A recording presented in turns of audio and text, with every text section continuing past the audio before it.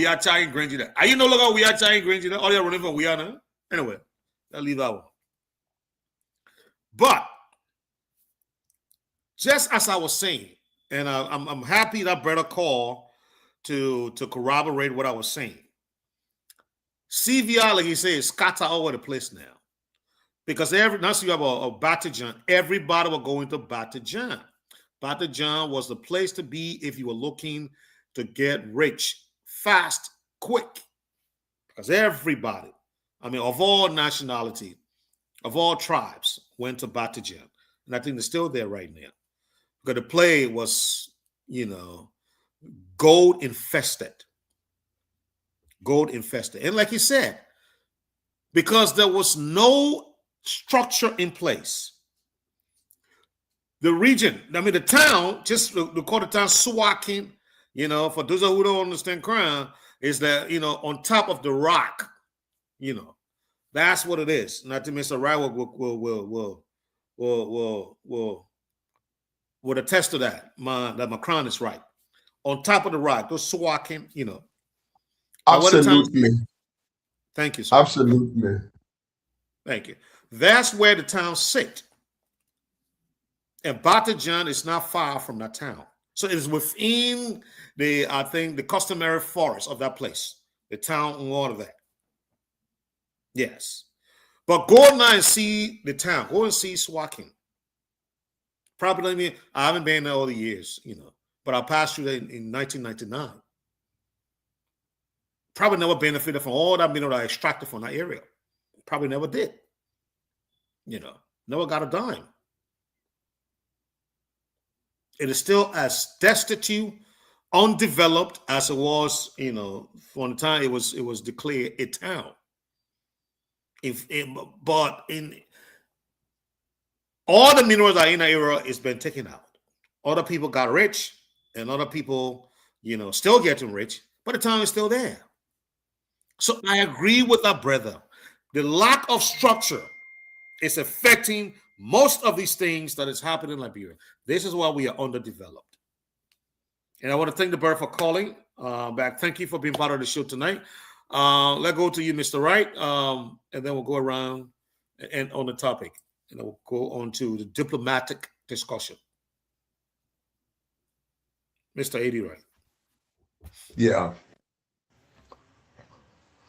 Well, can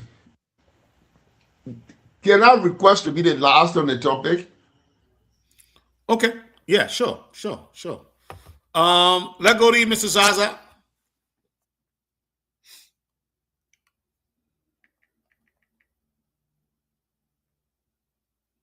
Oh my God, it's hot. May I just seek your permission? My granddaughter is taking me somewhere. And so let me be last because I'm en route in the vehicle. Okay. Please. Yeah. Let me be the very last. Okay, you want to be the very last. Okay. All right. Okay. Zaza. Yeah, I want to talk off camera, please, if you don't mind. Absolutely not. Thank you. Yeah, so, yeah, Mr. Wright. You see, there's no argument that Liberia has what it takes to be rich. And that's supposed to say we are rich. But I don't want to say we are rich because if we are rich, we'll not be begging for money. So we have what it takes to be rich, but I don't think we are. But the thing they're saying here right now is that Major Taylor was swacking on a rack. It's a rise of global, what you said, so that's true, on the rack. But I saw you say, that battle. I know my cry is still sharp. Yeah. You started with that battle long before small. He came back to Arrow came back to Liberia from Arrow Coast. Even when in the Arrow Coast, they say you don't have to battle and go dig and come back to Arrow Coast. But guess what? Go to Swati now. I don't know. For me, I haven't been there, but I don't know what we got any kind of hostile building there. I know what we got. I know what we got. We got high school there, built with computer in it, with that kind of money that comes from that place. We don't understand that way. We just consider go camp to be somewhere you can like on the phone you can go Then your castle, get a castle, and then leave your farm. That's how put to go camp to be doing. Forget to know that it's the mineral, it's the people's riches, it's the people's blessing that God gave them. And we also don't even know that it is our blessing. You know, that we will be talking about it today, and people will still be up to today point, but then because we are balancing. I want to be my house, send me money. And you better go. You better ain't swacking. You know, so I was in and out, so I mean I get much information, but the disappointing. So right, one thing I wanted to say, right, the issue of the timber market.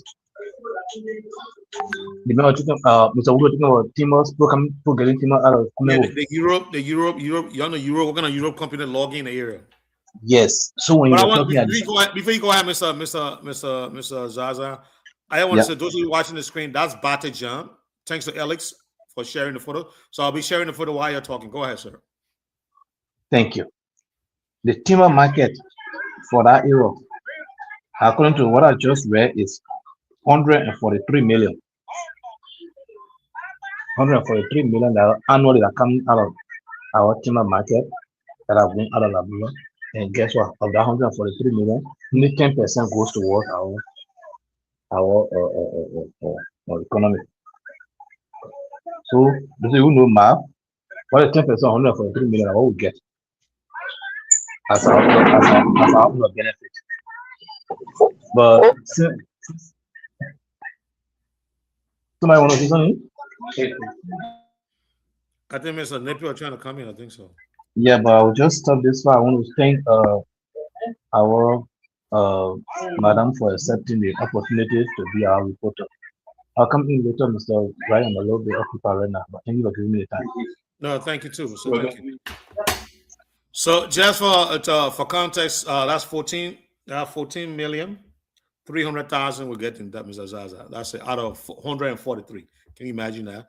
Nobody should accept that. Nobody. Out of 143 million. All you get 14 million out of 14 million 300,000. Anyways, yes. So that's Bata John Food I'm sharing here. Let me go back.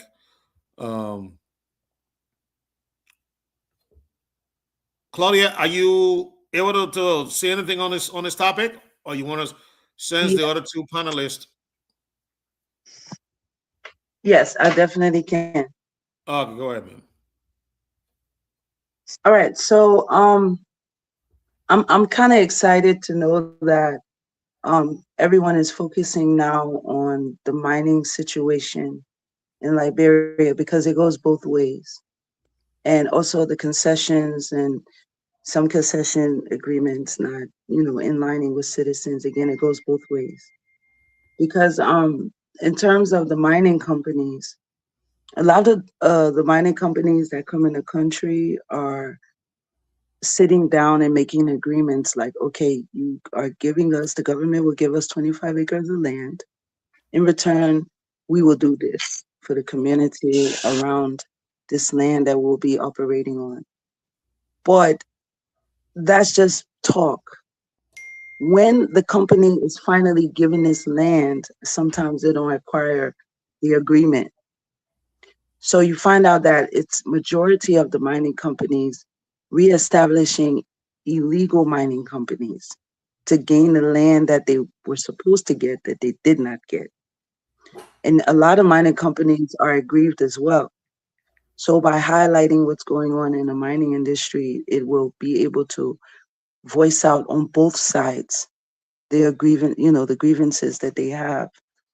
And we all know that the government right now has a structure of how it works. You put out news abruptly and they handle it abruptly.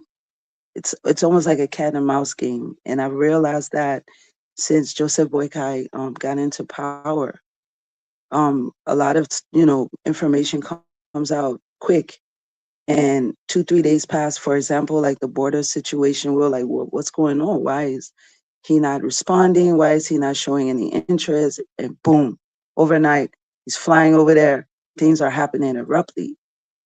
And sometimes information doesn't come out in the interest of us. It's always in the interest of blackmailing, corruption, trying to gain funds from someone by saying, okay, let me expose this. Maybe when I expose this information, then the other mining company are playing fun with us, but we don't really want to, audit them and go in depths with them.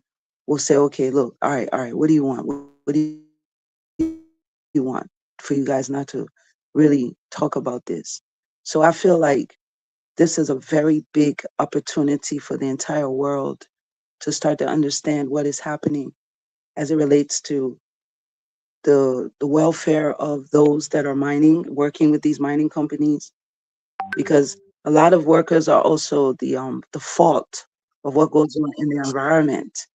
Because sometimes when the mining company doesn't have specific tools to do specific tasks as it relates to production and manufacturing or whatever, sometimes citizens will say, okay, we will go in our villages and bring them one. We'll bring them one for you. We'll take the trees then down for you.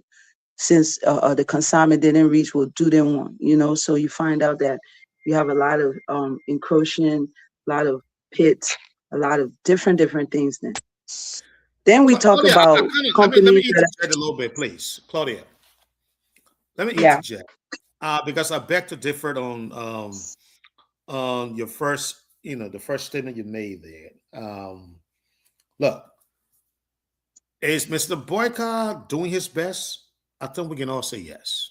No, I was listening. Somebody sent me a video listening today. And this guy, one of Boycott's biggest supporters, since the Unipati guy too, from Iowa, Vanisaki, there you go. In his conversation with Stanton, somebody sent me a video watching it. And he was asking the question, are we better than we were, let's say 3 years ago? I think to some extent we can say yes. But is it where we want to be? No. And I'm not saying it in a political term. No, this is nothing political about it. First of all, I can tell you the achievement thus far is underperformed. Okay. The achievement achieved thus far is minimal and it's underachieved. I'm trying to get my English right here. Why? For so many reasons. So, to your point, Claudia, I beg to differ because when you say on the boycott information comes up real fast, I don't know what you mean by that. But what we know so far, he slow walked. He slow walked issues from the border crisis. Yeah, excuse me.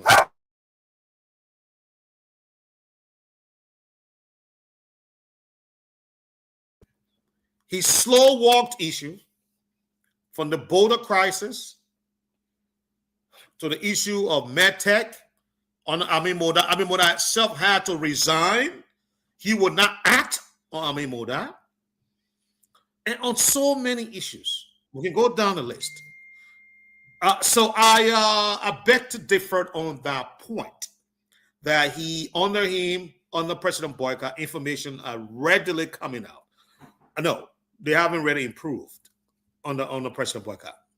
I mean, we may not do the press conferences. He talked to the nation off the camera. But on that note, I don't see any difference there. There have been no improvement as far as information dissemination is concerned. But go ahead, man. Okay, so like I'm saying, I feel like, all right, let me just say what I feel like. I feel like the government has this tactic, and some of the information comes out is actually coming out from the government, but through people that you wouldn't expect to be part of the government. You'll be like, oh my God, that's opposition putting that information out. But it's a tactic that they're using to be able to work. Rather than having people protesting all around, it's better you just disseminate information out that's like, oh my God, that's good information, and gives the government a chance to take their own time to respond to that. Because if they respond too quickly, it almost seems like a staged, it just seems staged.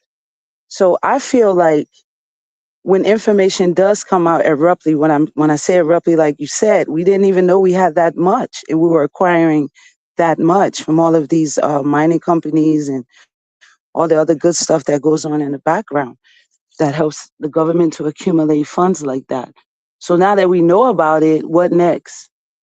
Is there going to be, like you said, will more money be added to the budget? Will institutions and organizations be told to put in tenders or whatever, to be able to acquire some of these funds? What happens with it? Does it go back into the communities and villages that are hosting these factories? What happens to it? You know what I mean? The information is quite different when there's no information in that information. Okay, we have all this money. What next? You know what I mean? So, like I said, the information is allowing us to re-look back into these mining concessions. And sometimes a lot of the concessions that are built up, we all know at the end of the day, all the players go into office, they close the door, money is probably put about, people are paid to sign, on it, and they might not want to, but the economy here, so it's better that we do. So it will allow the government now to relook into who was sincere when they signed and who wasn't. Yeah, What but was good and before, let me pick your brain on this one, Claudia. What do you make of the mines minister? I will let Father move on. We're going to talk about Mr. Napier is busy, and he's a diplomatic guy. But so let's stay on the mining a little bit. What do you make of the fact that the minister, Tengbe, I think that's his name, Tengbe, I hope I'm getting it correctly. The mines and energy minister, Tengbe, seemed to be completely out of touch. And I'm not making this up. There's video to show. The minister went into the field. And as a matter of fact, he's still in the field. I think he's traveling the country on his tour. Thank God, other than doing tour now, they've been practical with the kind of work to do. They're not just sitting in air conditioner office. He went on one of the fields, and he's talking to the miners, Claudia, and he's telling the guys, we don't know how much minerals you're getting out of here. As a matter of fact, we don't even know what you'll do with the mineral when you get it. Can you imagine that? I mean, process that for a minute. The country don't know how many of its minerals been extracted. But not only that, the country doesn't even know where the mineral goes. What are we doing? What are we doing? And this guy is on camera saying that. He is on camera saying that. I mean, what's your take on that? But I don't think that anyone ever really knew what's been going on with our minerals. All we've been knowing is who we've been allowing to have the resources. You know what I mean? And I feel like by him even saying that shows his competency in his position as, what he has been appointed to do. I think that he was probably, I don't even believe that was the whole sentence. Sometimes the media as well, when they're getting information, it could be a 30-minute response, but they will edit it and you only get 5 minutes of that. So what was said before that and what was said after that? That's what's important. You know what I mean? So he has to now try to figure out why he said that. So he needs to have backing to that, because right now we're holding everyone accountable. The accountability lab came here and taught us that. So if you're actually saying this, then you need to be accountable and tell us why and what you got to do with that. I mean, are you part of the reason why we don't know where all these resources are going and where it's coming from? Because we know how the government functions. We have the assets, they have the resources. We come with the machinery, we come with the tools. They give us the resources. They put a little logo GOV on it to let everyone know that it's been certified by the government to operate, and they operate. That's what we know. But when it comes to taxes, Do they pay taxes? Do they get tax refund? We don't know all that. And I don't think he does. He's probably not even qualified in the finance part and all the other areas that he should be. I think you have to be multi-talent, scholar to be able to have certain positions in Liberia. And I'm glad It's like I'm it's glad you like brought up hiring people. I'm glad you brought up part of Claudia, because believe it or not, he said exactly what you just said. He said, "Oh, the LRA has to let us know, what kind of license you'll have." I mean, that again speaks to the disconnect. How can you not Yeah, the know? disconnect. Everyone is not working. Yeah, complete disconnect. The lands and the energy, the mines and energy minister are supposed to know the number of people that are in the field mining our mineral resources, what type of license they have, where are they located. The Minister of Labor is supposed to know the kind of people that are working in the fields, and he's supposed to know all of that. They're supposed to be able to coordinate these things. How come this is not happening? How come this is not happening? I always make reference to the U.S. The terrorist attack in 2001, 9/11, was exactly because of that. The lack of coordination.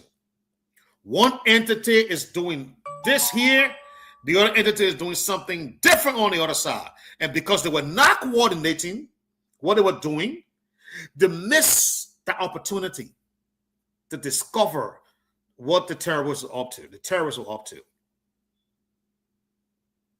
And they got a very rude awakening. And from that time, they say, Abing, we're going to fix this thing.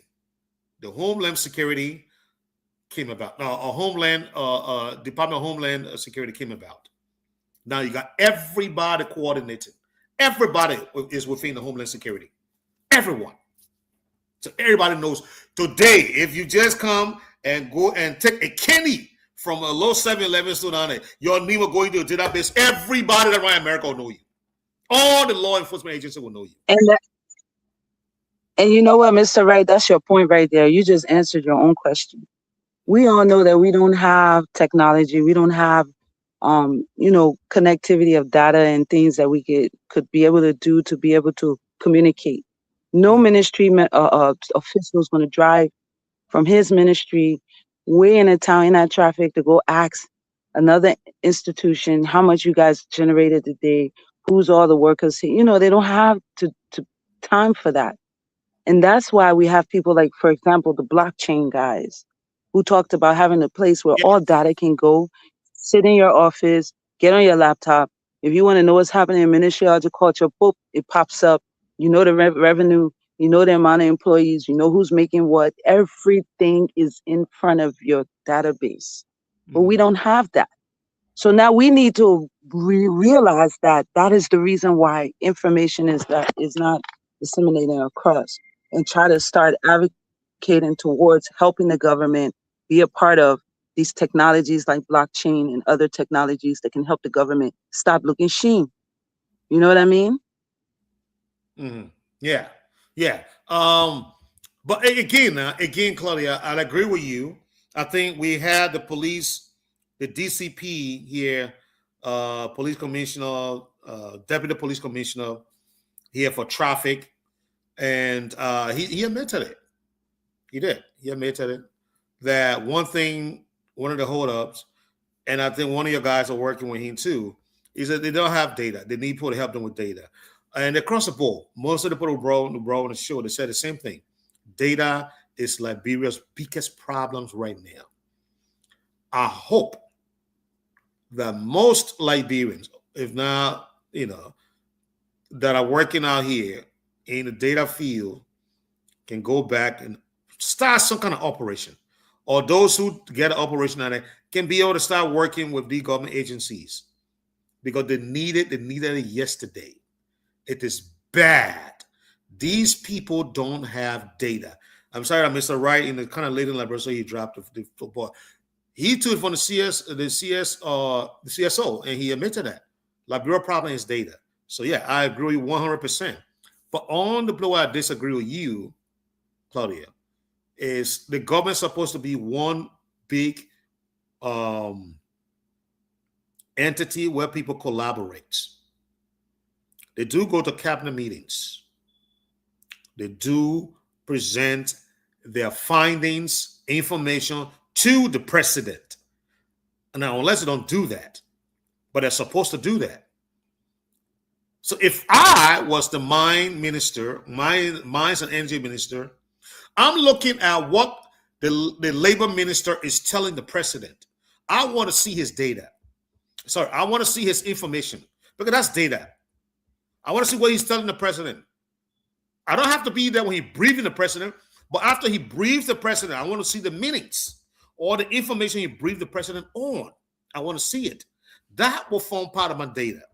I want to see what LRA is telling the president about how many people, how many artisanal miners will have, how many class A and class B, class C, whatever class they have there. All these miners, I want to know that information. As a mines and energy minister, I want to know that. I do. Because that will form part of his knowledge base. So you see, Claudia, he doesn't have to go be running around to, going across town to go get information.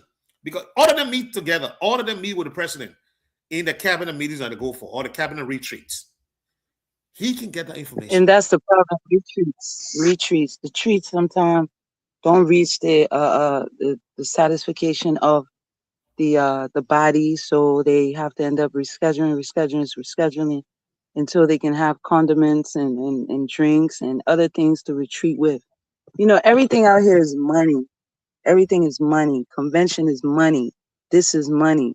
And hosting a body of so many prominent individuals in a room is money. So you find out that the amount of times they should be having meetings and cabinet meetings and stuff, I don't think they're having it the way they should, because there's always the media kind of, siding their focus. You know what I mean? The media too, I think plays a major role in confusing the government sometimes. When they supposed to be going to meetings, boom, breaking news.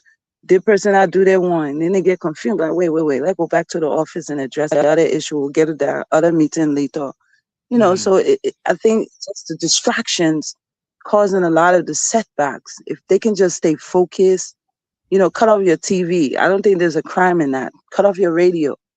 I recently learned that the president has a room with these big satellite televisions across corner to corner, wall to wall.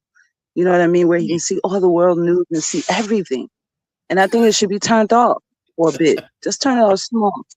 And just listen to the birds that are at your windowsill chirping. If you don't hear a bird chirping at your windowsill, then your community hungry. You know what I mean? Sometimes you just have to look around and stop listening around. I think the distractions will stop. Wow. That I cannot disagree with that, nor can I, differ with that. I agree 100%. But yeah, so I think you must already talk about the issue very lengthily. So we're going to pass on now. Mr. Wright? Oh yeah, Mr. Zala, you were Mr. Wright, before we go, yeah, I'm here. Yeah, so I just want to give information on what this Claudia was saying. I think the reason the information is available today is not because the government is open, it's because we're in the information age. So whether you agree or not, the information is still going to come out. I think that's why I just want to contribute to that point. No, but do you also agree, as she's saying, the government whether you agree or not, the government corroborate the information? No. Yeah, I got that point. But the point I'm saying is that the recent information is available today is because we're in the information age. Like for you, Mr. Wright, there are things you're saying here that I may not know. There are things she's saying I may not know. But because we're in the information age, the information is out there very fast. It's not like before where it might take a year to know about something you're supposed to know about today. So that's why information is out there readily. That's what I'm just trying to say. I'm not saying she's wrong for saying the government is not corroborating. I agree. But the point is, it's because we have information. That's all. And because we're in the information age, that's why information is always out. That the case of Pudu Mountain, nobody gave it to us. It just go wrong on the internet right now, say Pudu Martin, you hear about Pudu Martin. You know, even the particular how do we call that? The Asada Meta, all this when it first started, nobody knew what was happening, but today people know. By the time they did, everyone gets all the information. So I'm saying it's because we are information age. That's why I don't want to go through. I'm not saying she's wrong. Right. I mean, I know. But before we move on, now that you brought that up rather.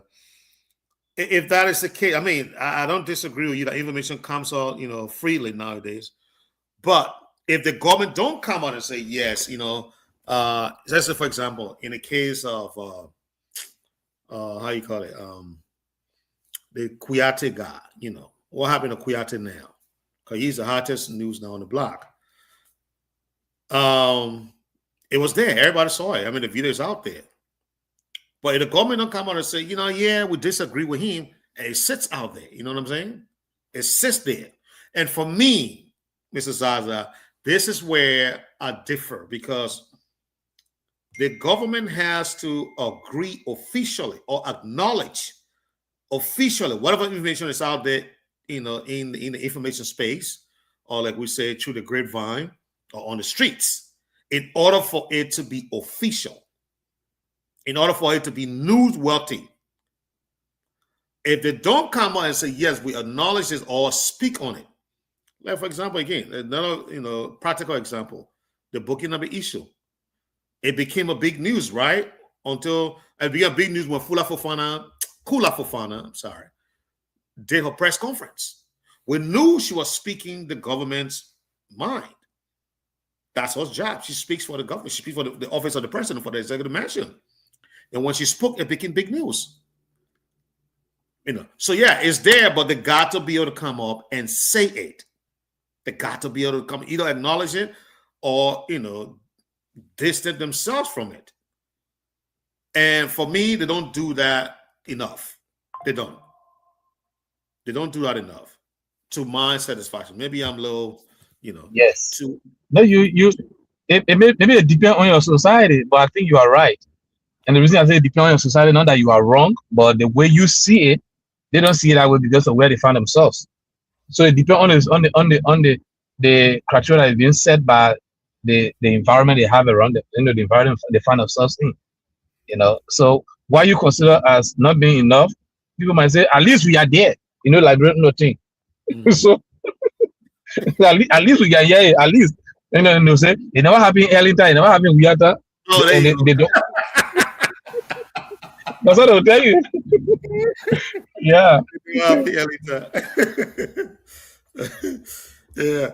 But thank you, Mrs. Oz. I think to you, Claudia, we're ready to knock this out. And so I want to go down to the next. This is going to be our last topic for the night. And Mr. Nibizuna going to listen in language because he can't talk. Look, I beg to differ with Mr. Nippet.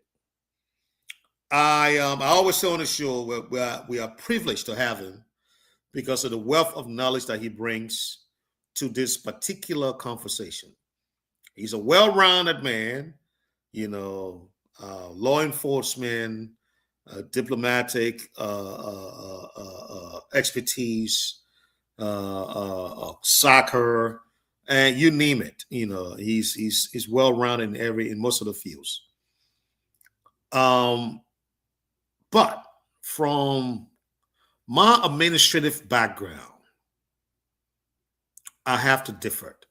And here's why. And we're still on the issue of Mr. Kuyate.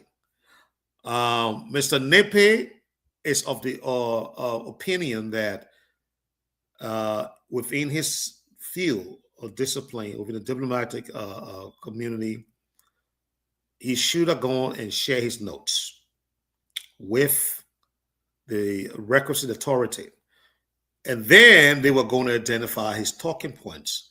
They were either going to have a whole buy or a semi-buy, or they're going to strike out some of his points that he was going to discuss, that you're planning on discussing in that group discussion that he had. Now, I don't disagree with that. Again, that's just normal protocol. But why? The question then becomes, why did Mr. Kuyate, ambassador at large? Because if we let's say we take well, we don't have to, but we agree with Mr. Nippet. That's what should have happened. But it did not happen. So now let's speculate why it didn't happen, because none of us here have the reason why it did not happen. So let's speculate. We're going to make a very educated guess. We are allowed to do so. I will make this educated guess that Mr. Kuyate did not do so, not in a blatant how do you call it? Insubordination. Thank you. Insubordination to his immediate boss or to the president of the nation. I beg to differ on that. And again, I want to explain further. In my experience, when somebody said, in for example, in the corporate world, in government, everywhere, when there's something called onboarding, to onboard people, to bring them into your organization. You do the necessary planning. You do that. Now, I don't know if it takes place in Liberia, but only Mr. Nippet can tell us this, especially in context of this Mr. Kuyate's role. Do the ambassadors undergo onboarding where they are brought together and explain the do's and don'ts, the high roads and the not so high roads that you must take, all the available tools available to you, the resources that you must explore before you go out there executing your job, the rules that govern your activity, the guardians put in place that will guide you as you go out there to do your job. That is the onboarding. Mr. Kuyate seems to be a very educated guy.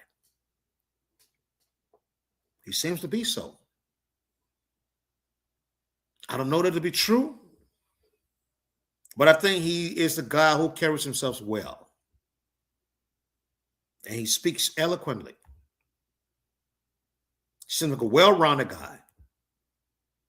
So my point here is, if Mr. Kuyate were properly onboarded, brought into the fold of the Ministry of Foreign Affairs, and told how he should conduct himself, especially in such a forum where he made those comments, I don't think Mr. Kuyate would have exhibited any insubordination.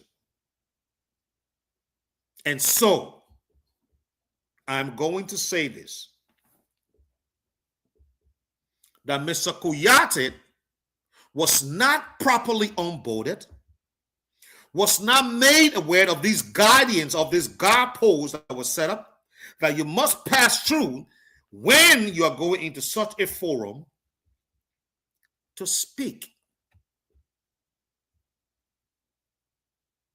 Even though as an African, you are aware of the trauma and of the biases that you have faced and your country have faced and your continent have faced. And so when you find yourself in such forum, you are tempted to say these things. So I don't think he was properly onboarded. I don't think so. Was probably was said to him in passing, or welcome on board. You know, if you want to talk to me, I can talk to me. Let me know what you want to say for what you say it. In that kind of, you know, informal, you know, how you call it, conversation. Oh yeah, you don't just say what you want to say. You got to kind of talk to me first, your boss, before you say anything. You know, like in an informal setting. You got a person in your office that can sit down right, man. In the place, don't talk. You wait till you can't talk to me for. Let me see what you want to say. That's informal. That is not onboarding. That is not. That is not how you onboard people. Onboarding is properly done with documentation. You signed. There's something called NDA, non-disclosure agreement. You sign this, but you don't go out and say it. We'll train you. We'll show you. And then afterwards, you sign, acknowledging your training and your proper onboarding. I don't think Mr. Kuyate got that kind of onboarding. That is an educated guess. Why?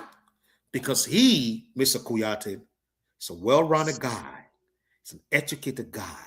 He will not disobey his boss in such an open and blatant fashion. I want to stop right there. Claudia, I see you come in. Yes. For those that are listening to the program, they might be wondering, what did he do? What did he say? And what was the result of that? If you could just kind of give us a brief on that. Yes, thank you so much. Thank you. So Mr. Kuyate is, first of all, I don't know who is he. Mr. Kuyate is not a UPist. Mr. Kuyate was one of the forerunners in the one of the standard bearers in the just ended presidential elections. In the second round, he threw a weight behind Mr. President Boyka and the Unity Party, forming the Unity Party coalition. Yes, supporting coalition. There you go. And when the Unity Party won the election, he became ambassador at large to represent the government of Liberia. Now, he attended an international forum recently. Now, forgive me, I can't remember the location, but I think probably somewhere in Europe.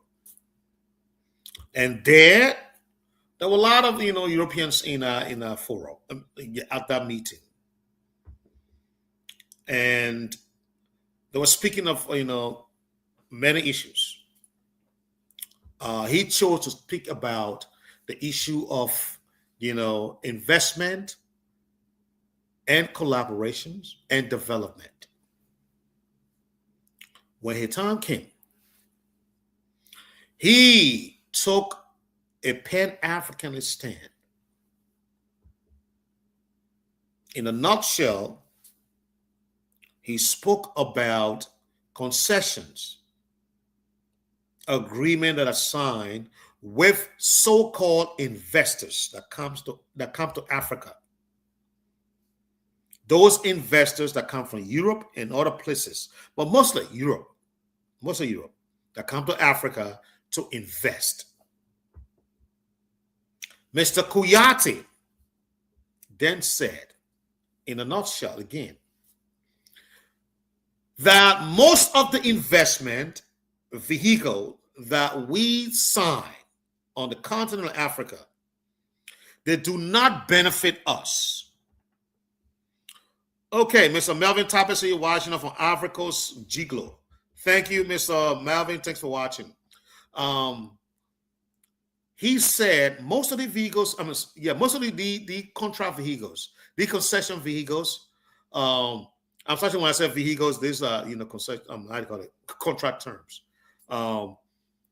The contract vehicles, they do not represent the interest of the host country. Host country meaning you own the mineral, like for example, Liberia and Metal Steel. We are the host country. We own the minerals. Mr. Metal came with his company and say, I will invest 25 million. But in that same period, I'll invest $1 billion. What we didn't know is our own money that Mr. Matasi is going to put back in there to let us know that he invested $1 billion. He never brought $1 billion. He never did. $1 billion never came to Liberia. What came to Liberia was way less than $1 billion. Not even close. So when you see all that watching machine to put on, what I call it, a watching machine, to take the debt from the oil, and then they put it on the ship to carry it, and they pretend that they're doing something, the production level is going on in Liberia. That's a lie. Nothing happening on there. Nothing of value is happening there. All right? You also can take the oil then and wash it with your hands. You ain't see iron oil. I know I saw the place on iron mile in Liberia. That's the oil right there. Okay? They take them and then the washing of this. Oh yeah, we added value to the. No, none of that happening. Mr. Wright. Yeah.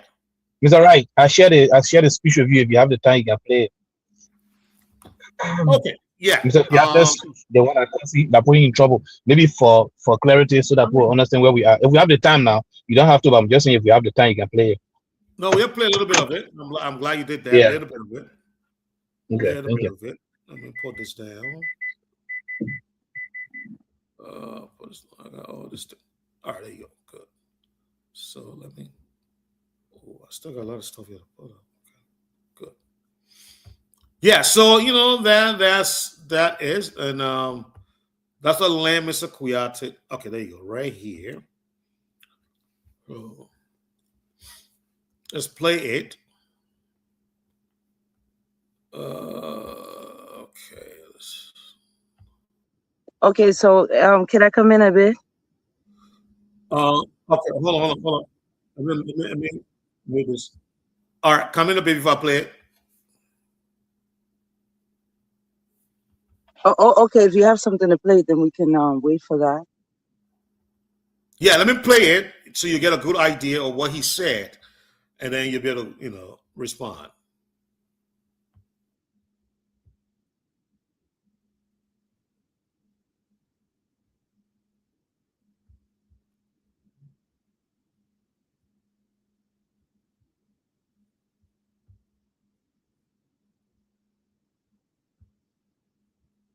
Our problems have been the Europeans. You came in the name of colonization. Here, Speaker of the Parliament here, and we are having this event at the Parliament of the Italian people. We want to say to you that Africa is a continent of nobility. Africa is a continent of dignity. Africa is a continent of sovereignty. Our problems in Africa have not been Africans. Our problems have been the Europeans. You came in the name of colonizations. We accepted you as our brothers, and we embrace you as one people. And you took our natural resources earlier without any concession, and later on gave our independence. And you do something called concession. Africa problems today is concession. Every concession agreement signed in Africa are against the African people. No agreements, whether in agriculture, whether in the mining sector, whether in oil and gas, in every sector on this planet, every concession between Europe and Africa has been win and lost. Win to Europe, lost to Africa. We are using this platform, as you have come to listen to us, that Africa wants to breathe. Africa wants to showcase a potential.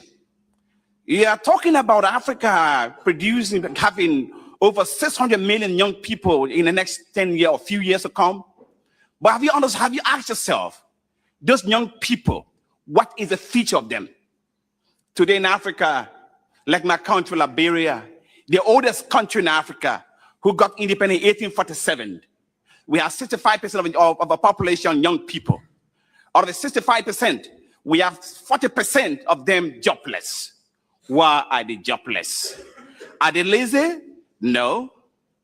They are jobless because there's no opportunities for them.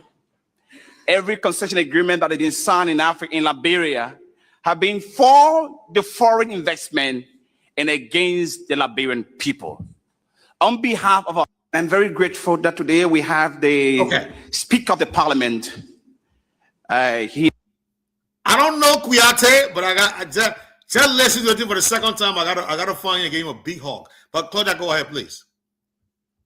All right, so this is someone that I know personally, meaning I've met him, I've been able to see his work, I've been able to see his passion and his genuine love for Liberia and unity and togetherness. Because as you see, he's a Muslim. He's probably from the Mandingo tribe, if I'm not mistaken. And he's also the little brother of the late aspirant Papa. He was someone that was very politically engaged in Liberia before his death, leaving that spirit of engagement in his brother that we are looking at now. Well, I know that he has Liberia at heart, and I know he didn't say it with any pun intended. You know, I think he was trying to make a point, but didn't use the rightful choice of words. Some people force English series, as we put it, so hard that, you know, a word like potato could be potato. You know what I mean? And it's sometimes when they don't use their grammar properly, it could mean something totally different than what they're trying to say, you know? And secondly, I know he wouldn't say something if he didn't have proof of what he's saying, because he's a guy that does door to door. He's someone that goes to community to community, household to household. There was this little boy, he was 14 then, they called him Take Drag. He was addicted to drugs. This was 2019. And Honorable Keita saw him as someone he wanted to help. And it wasn't because he saw the boy. I mean, it was hundreds of kids, all at-risk youth. But this little boy, in the process of my interviewing Honorable, he came to me, he was like, "Hey, Moshe, I'm hungry." And right away, the whole interview stopped. And he looked at this kid and he was like, "Are you hungry?" He was like, "Yeah." He was like, "How would you like to live with me? Because you're literally making me cry." And he started crying. He burst out crying, you know? So I saw the compassion in him. He really has a dream to lead. It will take a bit of time because he's contested, not once, maybe twice. And it's always been a flock, you know, because he hasn't been able to have his voice heard. And I think that this was a silent way of getting his voice heard. And finally it's being heard. Oh, that was so beautiful to put. Beautiful to put. Thank you, thank you. I think even you give us some more insight on who Kuyate is. I don't even know this guy. I really didn't. But you're saying he's been running, and the fact that he does some humanitarian work, that makes it even more beautiful. I hope to have him on the program. If you could schedule a time, I can get you some information. Maybe get his number. Whenever you get him, let him talk to him. Tell him, we want him on the show. Yeah, let me talk to him. Yeah, we're gonna schedule the time and everything. And I'll drop him. Alrighty. All right, guys. So we got 8 minutes to go, and Mr. Zaza, I hear you on this. I already said my own piece in the last 8 minutes we have. Yeah, thank you. I think you guys, it was a good show. Thank you for keeping us up. I'm also leaving at the right time. Thank you. I think what really helped Mr. Kuyate in that speech was when he said you came to Liberia, and with over 60 concessions in our country, you could laugh with our corrupt legislature. That's what got him angry, because he said our legislatures are corrupt. That's the only reason he wanted to apologize, because he said we're our corrupt legislature. But every other thing that he said, whether it was wrong or right, it was not that concerned, but because he said the legislature is corrupt. So that's the problem we got. But thank you. Have a good day. I'll talk to you again, please. Are you going to get the other two, or you want me to grab the other? I just want to say something on that corrupt officials. When you use the word corrupt, you get in close. You put your closing comment in the two. Okay. All right. So when you talk about corruption, it has heavy weight in Liberia, because there's a word that we've we've designed, to be of weight. No more are you a criminal. No more are you this, you're that, you're corrupt. And when you hear the word corrupt, it can mean so many things, but not in Liberia. Corrupt means you steal money. You know what I mean? That's it. So that was not a harsh statement. It's reality. Corrupt it doesn't mean the individuals in the legislature. It could be the constitution, it could be the laws, it could be the concessions, it could be the policies, it could be anything. You know what I mean? And knowing that Liberia is not stable yet, to have that ability to be fair. I don't feel we're fair yet. We still have a lot of work to do to be fair, because we're still politically divided. We're still religiously divided. We're still gender divided, because I don't think genderly is a word. So you talk about that corruption, the corruption of not having everyone on the same table. Here it is now. We're talking about all this money in the government. Nobody know how it got there. Nobody know how the function goes. So that's the corruption right there. You don't say it, but it's right there. It's visible. So it's better he says it so people can understand. All these concessions, and just as I stated earlier, it was done under a lot of corruption. I mean, people had their own personal interests. This is my county. I'm the representative. I'm the senator. All right, so look, let's try to do the concession the way it would also help me build my house. You know what I mean? Or help me do this and put my kids and all their friends in school. So that's what he meant. And I agree with him. He just has to take it easy the next time and use a word that will confuse us, because we know what corruption means. He should have put something like discombobulated legislate, another word. It's the word of choice, a word he used that is kind of scrutinizing him right now. So that's all I wanted to say. But I do want people to know that I don't support politics, but I support human beings that have the same love for fairness as he does. He's a fair guy. He wants a fair play, and he wants a fair opportunity to be empowered, so that we can see that he's genuinely somebody that has knowledge of what's going on and wants to help what's going on. And I think that's what he was trying to say. The next time anyone wants to do business with us, it should be done in a way where they're sure that that's the right person they're doing business with, and having all the players on board, not just the legislative, but also just ordinary people. Sometimes we have organizations and stuff that interconnect with our government. Sometimes they need to go through them too as well. So that's my parting statement. It was a very good night to be back on the show again, and I hope to have the same opportunity today and so forth. Thank you. Thank you, Madam Claudia. It's always wonderful having you on the program. Everyone's excited having you back. Thanks for the beautiful. You're really engaged. You engaged the show tonight. Thank you so much. Your insights are beautiful, beautiful. But look, I don't disagree with you. I think I agree with you on the fact that this could be an opening for him.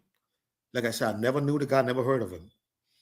But here am I talking about him, admiring him, saying I will give him a bear hug if I have seen him. Just listen to what he just said on that tape. I'm a Pan-Africanist. I'm a Gaviot. I wear the badge of a Pan-Africanist. I'm a Rollingist. I'm a Jerry Rowland fan. I die as a Rowland fan. You know what I mean? And I am a Gaviot. So when I see somebody speaking in that tone, I appreciate that. I appreciate it to my bone. I do.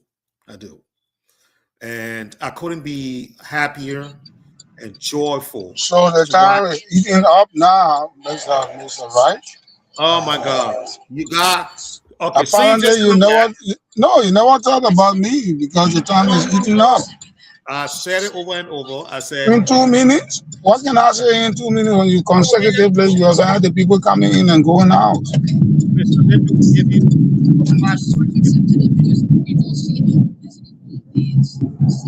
Well, I started right on to let you know that we need to encourage the other panelists. Because the day has not been on set for a couple days now. I think we should be interested in finding out, sharing our well, which is doing. Same way with Mr. Casa. Mr. Casa himself has not been coming on. So we want to do just that. Mr. Lugo is always on. So something has happened. Which yesterday and today is not on. We need to reach out to him and find out what's going on. The subject matter, we've had a good conversation. But understanding should be brought to certain matters. The foreign ministry does not operate like any other, like the agriculture ministry, the finance ministry. This is why the deputy minister of foreign affairs is the second person in that country, not the deputy minister of administration. When you learn understanding the institutional framework, you should have institution.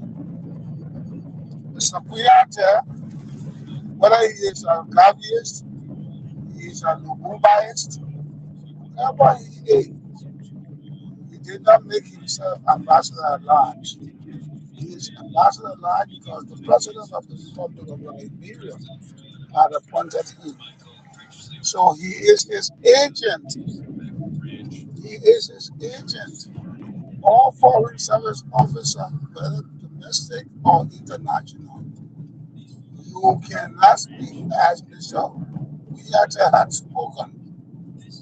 And to give Mr. Kuyate credence is to let understand the functionalities of the Ministry of Foreign Affairs. And I think Mr. Kuyate had inducted himself even long before he started speaking. When he is a Gavish, Uname Kwame Kumashi, Uname Dumuyashi, Uname Gaddafi. No diplomat speak as he did. A trained and polished diplomat doesn't speak as Mr. Kuyate did. So to be labeled on this one Kuyate's issue when he shot himself in the head is being disingenuous to the government. And you still that the foreign ministry had inducted itself. No. You want this way? The foreign ministry did not induct itself. It is Mr. Kuyate who has inducted himself. But the conduct, his conduct at an international forum, his vice conduct. I hear somebody say he's educated, he's polished, he's a do. No.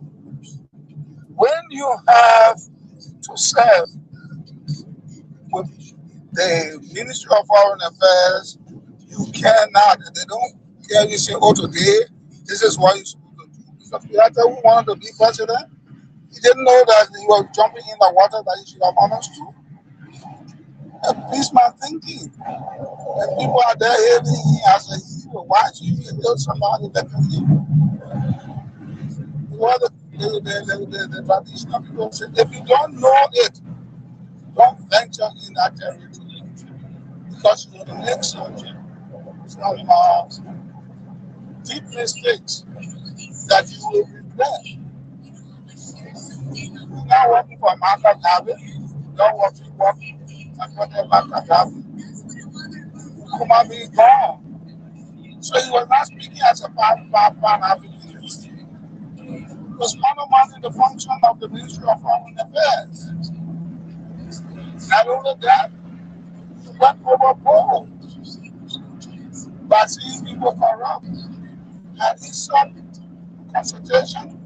If you are consulted with his bosses, foreign ministry, and then elevated that conversation with the Minister of State for Presidential Affairs. Honor whose mandate or honor whose aegis or honor whose direction he has been or was appointed as ambassador at large. So he didn't understand the function of being an ambassador at large. Then he just went on a solo venture to go and talk something that he had no business talking.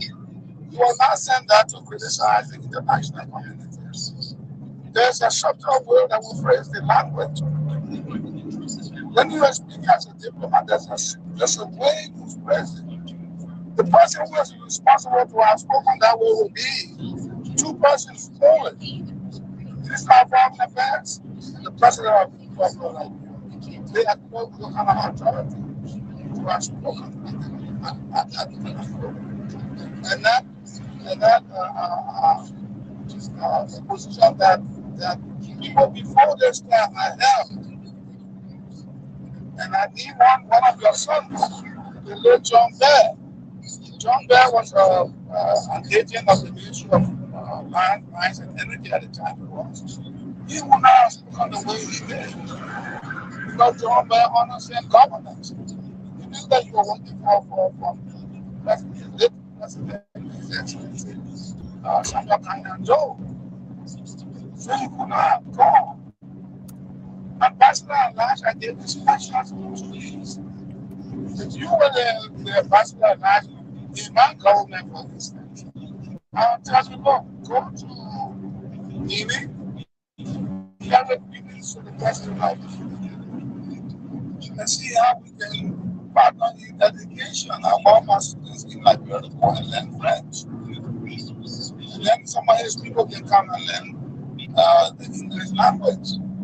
Okay. So you go and deliver that message. When you're not going to the Guinean president and you start talking all the way, he broke himself down. And I give you a typical example. I was as a political officer for 11 consecutive years. Bachelor was to look at the political scene, analyze the political scene, report on everything that was happening in the United States. In most instances, I'm pretty determined how the presidency was being run. But whenever I went to the State Department, I had to seek guidance from the ambassador. Given the critical nature of what we have to discuss or I have to speak on,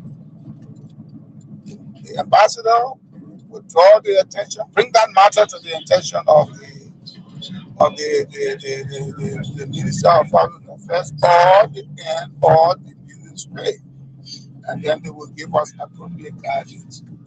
Based on the guidance, the ambassador will tell me, this is the corridor in which you can speak. Your latitude. Do not go beyond this place here. I will prepare my talking points based on the guidance that have been given to me by consultation. Then I will go. So he has never been a trained agent. But the president was magnanimous to have offered him that seat. As people said, he was running in the election. So it's just like what the Negro brothers say about the spoil when something spoils. So he had to get a piece of the pie. Okay. So it was a very good show, but I don't want us to deliver on Mr. Keita because we got more pressing issues. And I said that. We got more pressing issues like the Burkina Bees. Because we will not be sitting in studio on these sets if the Burkina Be the 180,000 Burkina Bees start as the mushroom and take over the country. There will be no circum or no way for us to have our show. Okay. Because we will be in sympathy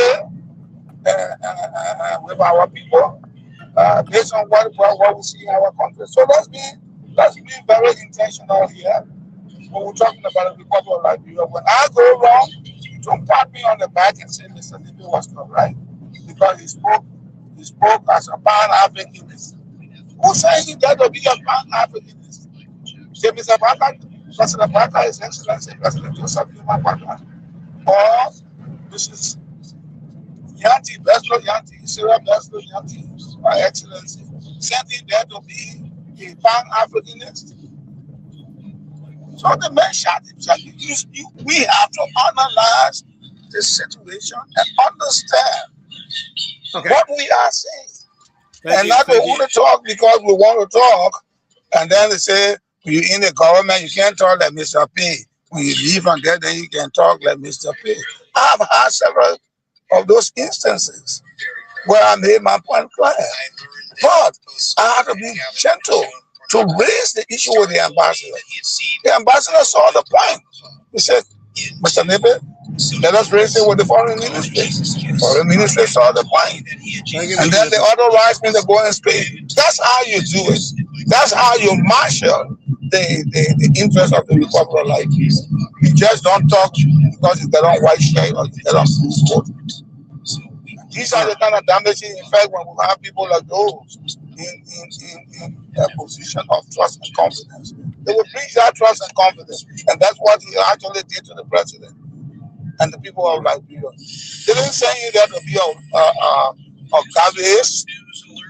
No. So thank you so much. The show has been a very good show. But we let's be careful when we addressing national issues. Okay. Thank you, Mr. Christopher J. Nippet, or J. Christopher Nippet, as always.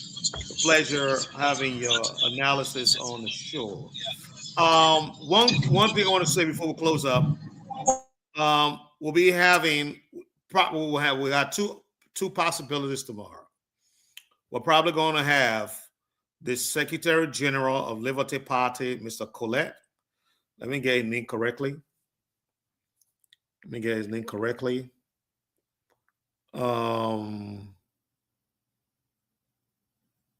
Mr. Martin C. Colette.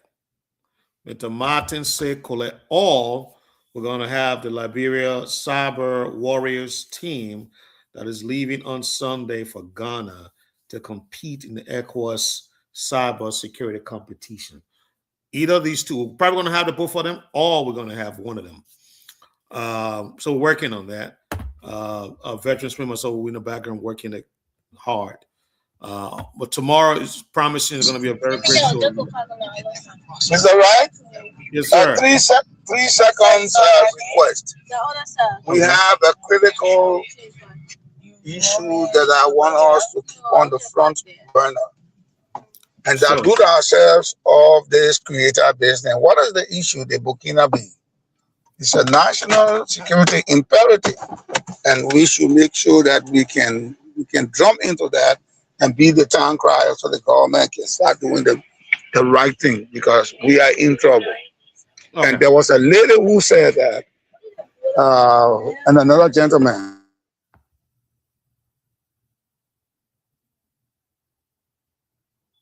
Okay. I think he lost line of sight.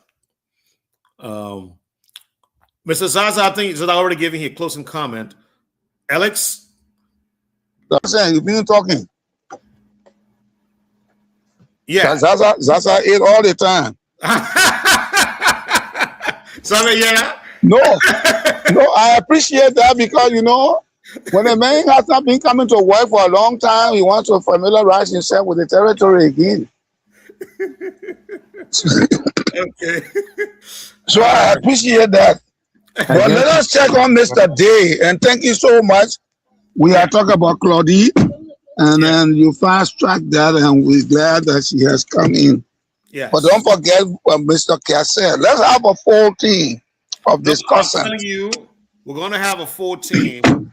I tell you, this week we're going to come out. Today, this week we got Mr. Zaza is back, Claudie is back, Mr. Smith is back. So we're going to be on the program tomorrow.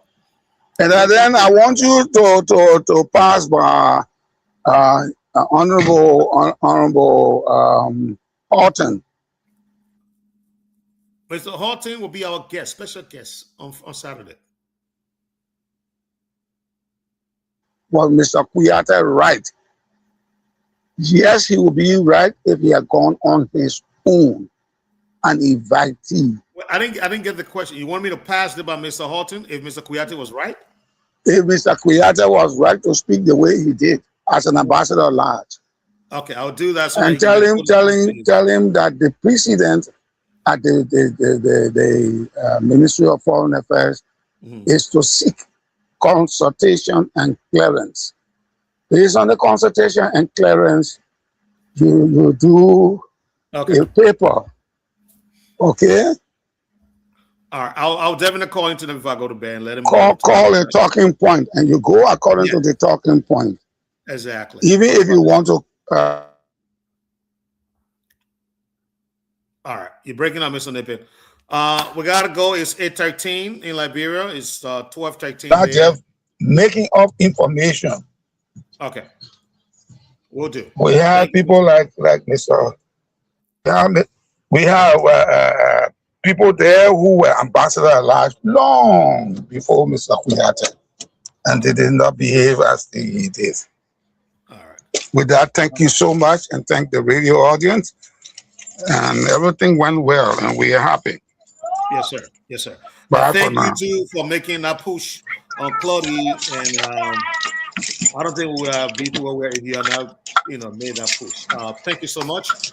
And tomorrow we'll be back here in full swing. We'll try to get most of the panels. We're coming back together, people. We're going to come back strong. The panels are coming back on. Now we'll hand it back to Mr. Alex Wulu to take us home. Mr. Wulu?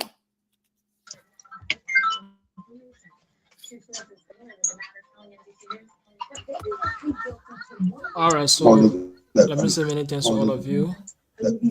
Thanks to Mr. Nepe, Mr. Zaza, the co-hosts for always being here to educate our people. Today's show was great. I'd like to always appreciate you guys for taking upon your own time, to be here. Sometimes I feel weak. It will open the phone line. Our own people who issue you guys are discussing today. We just play a dead ear to the radio without calling and making our own contribution. Mind you, all of you are in America. None of you destined the thing. It's all tomorrow that will be crying here and there. And these are the same issues of which you guys in the state your phone can rest. So I think as we are talking about this issue, is trying to bring it to our attention so that we can, be able to speak out. It don't let us appear in front of us tomorrow. But however, this too is Liberia, so that's it. I just want to appreciate every one of you. I will be back here Monday because my 3 days already over. So, Okay. yeah, so I'll be back Monday. All right. I mean, that's good. Yeah, that's good. The way you're sharing because it's tough. To have somebody doing straight 6 days is not easy. It's not easy. It's not easy. All right, guys. And let me commend you on behalf of the management of the studio. You are so fantastic, Alex. Thank you so much. Thank you so much. Mr. Nibisi, you are very fantastic. Thank you. I was commending you for hard work. All right. Okay. Thank you, Chief. Okay. All right. That's it tomorrow. All right. Have a good night, guys. Same time, same place tomorrow. Let's do it. Bye-bye. Have a good night, guys. Same time, same place tomorrow. Let's do it. Bye-bye.